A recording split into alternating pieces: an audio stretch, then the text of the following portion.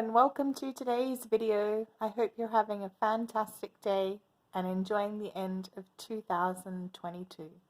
Today I'm going to be reflecting on the goals I set myself, my financial goals, in January 2022 and seeing if I achieved any of them and how I feel about them now. So this was my list of goals for 2022, my money goals. Number 1 was to stay debt-free. I began my budgeting journey in 2020 and spent the year saving a small emergency fund and paying off my debt. So since December 2020, I have managed to stay debt-free. I just answered that one. I wasn't meant to, but oh well.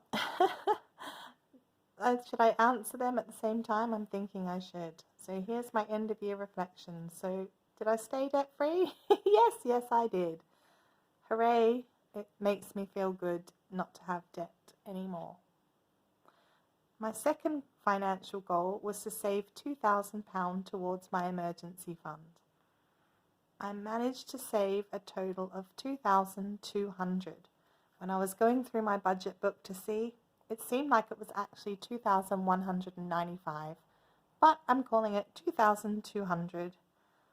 The downside is, as if you've been watching my channel, you'll know I had a very large vet expense for one of my cats in, I think it was April, and it was about £2,600.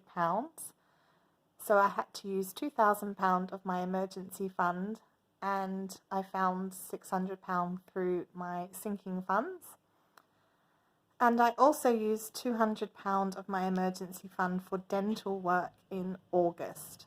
So even though I saved £2,200 throughout the year, I actually spent £2,200 from my emergency fund in 2022. So my balance now is £3,000 in my emergency fund, which is online, and it is the same balance as December 2021. But I am pleased that I had the money available when I needed it, and I was able to, cover those expenses without going into any debt. Goal number 3 was to save £1,000 into the vet sinking fund, and I managed it. I saved £1,000 throughout the year into my vet sinking fund. Number 4 was to complete the envelope savings challenge. I finally completed it in December this year. So it took me a total of 18 months about, and I saved £1,275. So well done, going well so far, achieving these goals. Number 5 was to build a £1,000 buffer in my account. My buffer is about £500. It fluctuates up to 600 some months, but it never really goes very much below 500. So I just said, yeah, it's still at 500, which I've maintained for most of the year at around 500. So I find it quite tricky to see exactly how much it is, but it's about 500. I think it's about 550 at the moment. So that just is money that stays in my account and is just there in case I have an extra bill or a small thing happens or something like that. I was budgeting. I usually try and budget a little bit for the buffer every month. Some months it's been a bit tight, so the buffer doesn't really get a lot. Number 6 was to complete 3 no-spend months throughout the year. Success! I did no-spend months in March, May and July, and then for the rest of the year I started to do a spending money savings challenge to take a bit of the money in a different way rather than doing a no-spend. So I think I'll use both methods to save a little bit of money.